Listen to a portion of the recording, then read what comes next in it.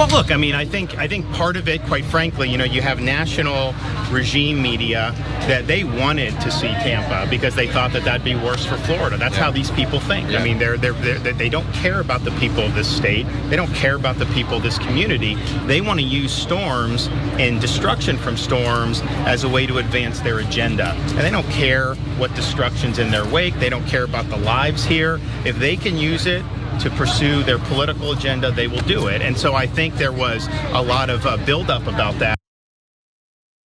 The projection is off the charts. So apparently opponents of his, or opponents of conservatives and Republicans in general, are rooting for folks to die. I'm sure there's people who are like, oh, I can't, as soon as this devastates the state, look at how bad Ron DeSantis and those Republicans look. I'm sure there's people who think that.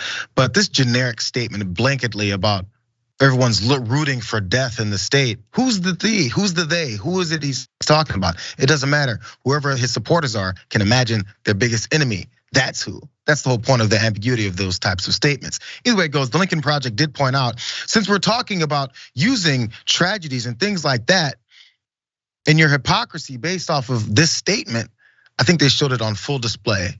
Politics versus actually doing something and using those politics to pursue or push your politics forward. Let's watch this. We've had 4 looters that were arrested, I guess a couple days ago, and they need to be brought to justice, and we're not gonna tolerate it. But 3 of the 4 are illegal aliens. You don't have to politicize every single tragedy in this country. And so these are people that are foreigners. They're illegally in our country, and not only that, they try to loot and ransack in the aftermath of a natural disaster. I mean, they should be prosecuted, but they need to be sent back to their home country. They should not be here at all. You don't have to politicize every single tragedy in this country. You don't have to. But Ron DeSantis definitely has to. Again, the projection and hypocrisy is the first 2 things you should notice about anything a Republican says, especially when they're up for any kind of political office. Look at Herschel Walker, just saying. But even outside of that, because look, Ron DeSantis is talking about using politics or trying to push your political agenda in a tragedy. Ron DeSantis showed up to certain parts of the devastated state, and there was some issues there, and he had his fight with the media again. Let's go to some details of this. This is the second part of this. So in hard-hit Arcadia, there was Good Samaritans, residents there. They've made supply run after supply run for days to help others. Leslie and Justin Nelson used their boat to ferry food, water, medicine, diapers, and anything else people needed that couldn't get to staging areas. Their routine was interrupted Sunday, listen to this, Sunday afternoon for several hours, well before Mr. DeSantis was even in the area. He was coming though.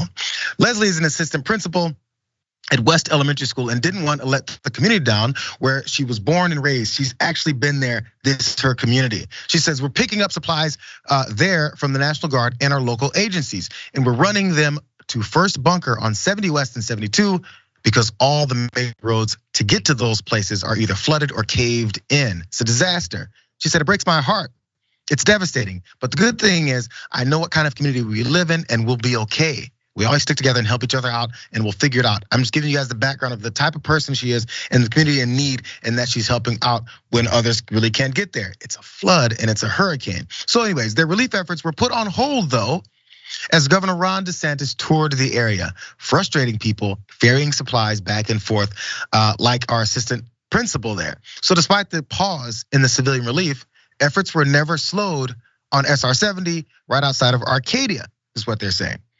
But Leslie is captured on video complaining about being kept from her recovery efforts because of DeSantis' photo op. He was there, he's touring the area. It's what we always see. Politicians talk about, well, my opponent didn't go down to the border and roll up his sleeves and stand there and go, you know what, there's too many immigrants coming in on this border. Okay, let's get back on the plane. I made my appearance. This is what politicians are there to do, to say, I was there. What did you do while you were there? Now, I know this is a part of their whole process, and maybe they weren't even part of the planning of it. But after you find that out, you should probably humble yourselves. Instead, Ron DeSantis did this. Governor, so the Democrats and the media are saying that there's been some photo ops where resources have been stopped when you're walking. Can you correct the record on that? So we're just talking Yeah, it's a categorical lie, and the sheriff and the county said it's a lie. I don't know why we're worried about these silly issues when we've got people to help, okay?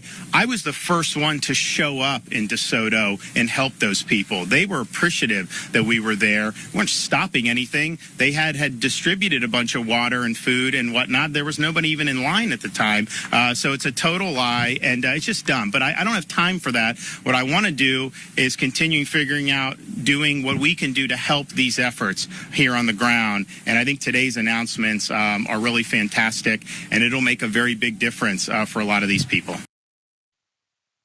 So it's the media's fault. You guys are talking about these categorical lies, but folks that were actually doing some help for that community said, we got held up. It's just the nature of you bringing your ass here. It's just what it is. You can acknowledge it, and maybe you didn't mean to, but it's what happened, David.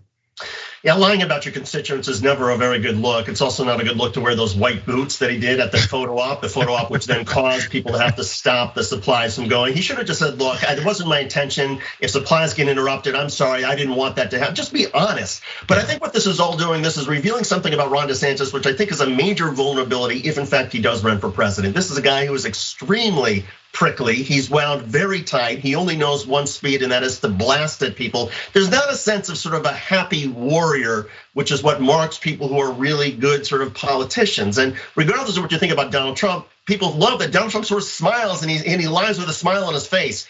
Ron DeSantis lies and he grimaces and he's angry. And I don't think most Americans, even most Republicans, want somebody angry that they're gonna be looking at in the White House for 4 years. And so I think this is a problem for Ron DeSantis. Somebody has to lighten him up, either give him some sort of sense of humor or somehow soften him up somehow so we can show that he's actually got a sense of humor. Otherwise, I think his political fortunes are dead. I mean, this guy is wound really tight and he's really angry.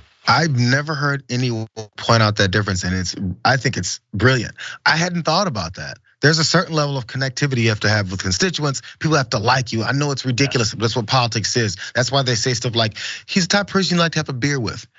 I mean, people don't drink beer. Of course, the point is that you actually want to be near him longer than 5 seconds for him to act like he cares about you. And he hasn't really figured that part out, or he doesn't care to. He's like, it's whatever. I'm gonna say Trump, Trump, Trump, MAGA, MAGA, MAGA. And then whenever Trump decides to go ahead and attack me for becoming more popular than him, then it's gonna be a whole different kind of fight. But yeah, he does seem pretty angry all the time. Pay attention to that going forward. Schuster told you guys first. Well, there's also one other way you can identify this, JR. That is, when he and Joe Biden were walking around, there was an image of Joe Biden like shaking hands and glad handing and smiling with people. And Ron DeSantis looked like he was gonna explode. And that's because Ron DeSantis doesn't have those sort of social politicking skills that Joe Biden does. And that's a problem for Ron DeSantis, not having the social skills, always being angry. That is gonna hurt him. And so, I mean, it's just, people will eventually see this contrast play out in different ways.